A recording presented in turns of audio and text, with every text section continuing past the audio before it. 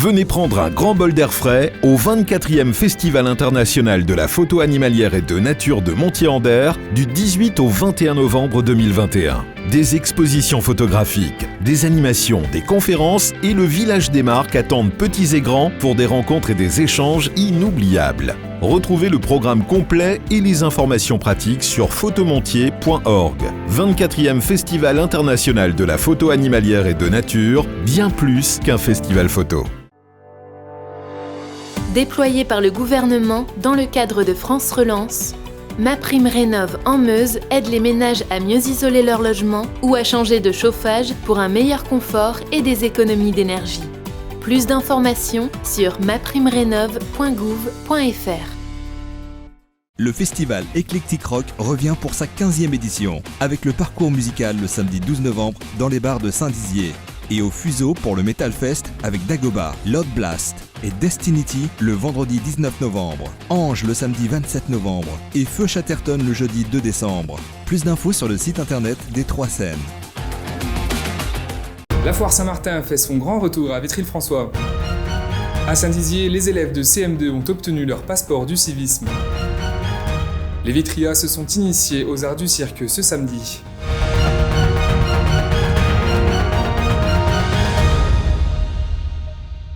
Bonsoir à tous et bienvenue dans votre journal du jeudi 11 novembre 2021. Et commençons par un événement très attendu des Vitrias. Le rendez-vous annuel de la foire Saint-Martin s'est déroulé ce mercredi dans la Cité Rose. Après une année contrariée par la Covid-19, la manifestation a finalement bien eu lieu cette année et les visiteurs étaient heureux de participer à cette journée. Du côté des exposants, ils ont cependant constaté une baisse de la fréquentation et mettent en cause le pass sanitaire. Écoutez. Ce mercredi, l'heure était à la fête à Vitry-le-François, ou plutôt à la foire avec le grand retour de la foire Saint-Martin. Annulé l'an dernier, cet événement incontournable des visiteurs a cette fois-ci bien eu lieu. Les exposants, heureux d'être là, ont cependant constaté une baisse de la fréquentation et pointent du doigt le pass sanitaire. C'est tellement bizarre avec le Covid. Bon, l'année dernière, elle n'a pas eu lieu. Bon, cette année, on pense que ça va redémarrer. Pour l'instant, c'est un petit peu calme, mais je pense que c'est surtout l'après-midi et en fin de journée. Le temps s'y prête, et puis voilà, quoi. Bon, je pense que ça va aller. Les gens vont venir déguster les produits. C'est une très belle foire, les gens sont très accueillants, ça se passe très bien, il y a des beaux stands et voilà, on est heureux d'être ici, c'est une belle journée. C'est quand même une foire qui est pour nous, Vosgiens, sympa puisqu'on vient une fois par an. Ça nous permet de rencontrer notre clientèle du coin et voilà, pour nous c'est toujours très agréable de venir en tout cas. Pour cette nouvelle édition, la foire Saint-Martin a déménagé de la place d'Armes au boulevard François 1er, une nouvelle qui laisse perplexe quelques visiteurs, mais qui ne leur a pas empêché d'aller à la rencontre des artisans locaux.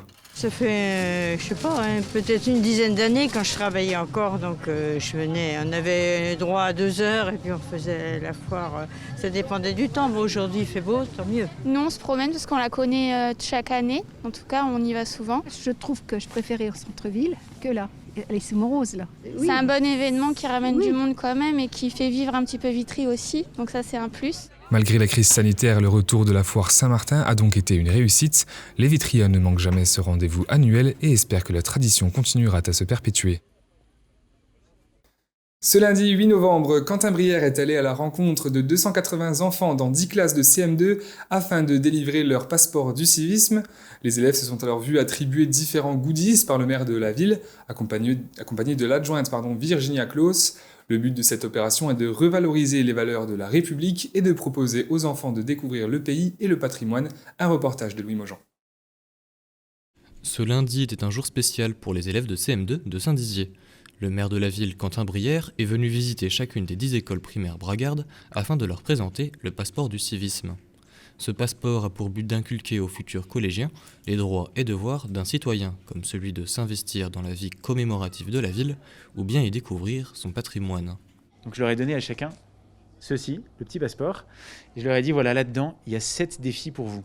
7 défis autour du civisme, de la solidarité, de protéger les autres, de protéger l'environnement, faire attention aux personnes âgées, de prendre soin d'elles, de découvrir les valeurs de la République et de les connaître, ou encore d'aller faire le devoir de mémoire, par exemple le 11 novembre. Moi j'ai vraiment souhaité faire en sorte que dès le plus jeune âge, dès 10 ans, il soit possible pour un enfant de découvrir l'importance de se tourner vers les autres. d'être finalement un petit citoyen. Et pour devenir petits citoyens, les enfants participeront à des événements de commémoration, des visites du patrimoine ainsi que des lieux moteurs de la vie associative et environnementale de la région. On va pouvoir aller voir le 11 novembre, quand est-ce que ça a été passé, et se remémorer la mort des soldats. On va visiter aussi la base aérienne, on pourra toucher les avions, poser des questions aux militaires et on pourrait gagner à chaque fois quand on fait une activité des défis du maire, on gagnerait un tampon. Et au bout de 7 coups de tampon, les enfants recevront une médaille des mains du maire lors d'une cérémonie le 22 juillet, une bonne manière pour encourager ses futurs citoyens. Ils étaient très enthousiastes et il y en a beaucoup qui m'ont dit que dès jeudi, ils seraient au monument. Tout le monde va pouvoir s'impliquer, nous, en tant qu'enseignants, mais aussi donc, la mairie qui est à la base de cette opération, mais aussi les parents. Et ça, c'est très bien. Et cette initiative, née dans le sud de la France, a charmé plus de 300 communes. À Saint-Dizier, c'est demain que la première activité aura lieu. Les enfants participeront à la commémoration du 11 novembre. Ils auront aussi le droit à un petit goûter en fin de journée et bien entendu le tampon sur leur passeport. Et passons maintenant à notre image du jour. Noël approche à Bar-le-Duc puisque les agents territoriaux ont installé le premier sapin ce lundi sur la place Régio. Au total, ce ne sont donc pas moins de 14 sapins de 6 à 8 mètres qui seront installés à l'occasion des fêtes de fin d'année. Partons maintenant du côté de Vitry-le-François. Les Arts du Cirque ont pris place ce samedi 6 novembre dernier dans le quartier du Hamois. En effet, des ateliers d'initiation aux Arts du Cirque ont été proposés au public par l'association Collectif Mal Luné durant tout l'après-midi. La ville de Vitry-le-François finance depuis plus de 3 ans les Arts du Cirque et encourage la population à participer aux futurs rendez-vous qui sont donnés les 13, 14 et 18 novembre prochains. Écoutez. On est ici parce qu'on a été invité par le Palc pour pouvoir commencer notre nouvelle création de spectacle. Là, notre travail, ça va être de commencer les recherches avec les gens qui se trouvent autour du chapiteau, donc les associations locales par exemple, où il y aurait une chorale, ou une asso qui ferait à manger, ou alors un IME. Les Malunais ont répondu tout de suite favorablement puisque c'est un peu l'objet du propos artistique de leur nouvelle création. C'est pas une première pour nous, la fois dernière on était dans le parc qui se situe juste derrière, et là on a eu une chance assez incroyable, c'est que des bâtiments qui ont été donc voués à la destruction, ils ne sont plus là et on y a mis un chapiteau. Parce que même si nous sommes au Hamois, ce projet est à destination de tous les Vitrias et même de l'agglomération de Vitry. Et voilà, donc du coup, la question aussi qu'on pose, c'est quel devenir pour ces quartiers en pleine mutation. Et merci à Louis Maujean pour les images. Voilà, c'est déjà la fin de cette édition. Merci à tous de l'avoir suivi. Dans un instant, vos prévisions météo de demain, présentées par Manon Grosset. Très belle soirée à tous. Toute l'actualité qui vous concerne, à voir et ou à revoir, dès maintenant sur puissancetélévision.fr et sur notre application mobile. Besoin d'envoyer des fichiers, même de très très gros fichiers? Suisse Transfert. Jusqu'à 50 Go, gratuit, sans inscription, et vos données restent en Suisse. Suisse Transfert, par Infomaniac.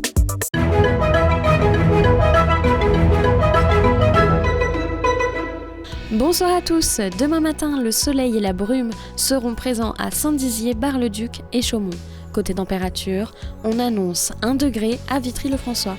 Demain après-midi, des éclaircies seront attendues à Vitry et Saint-Dizier avec une température extérieure de 12 degrés. La soirée de demain s'annonce plutôt dégagée avec 7 degrés à Bar-le-Duc. Demain nous fêterons les Christians et nous perdrons 3 minutes de soleil. Très belle soirée avec Puissance Télévision.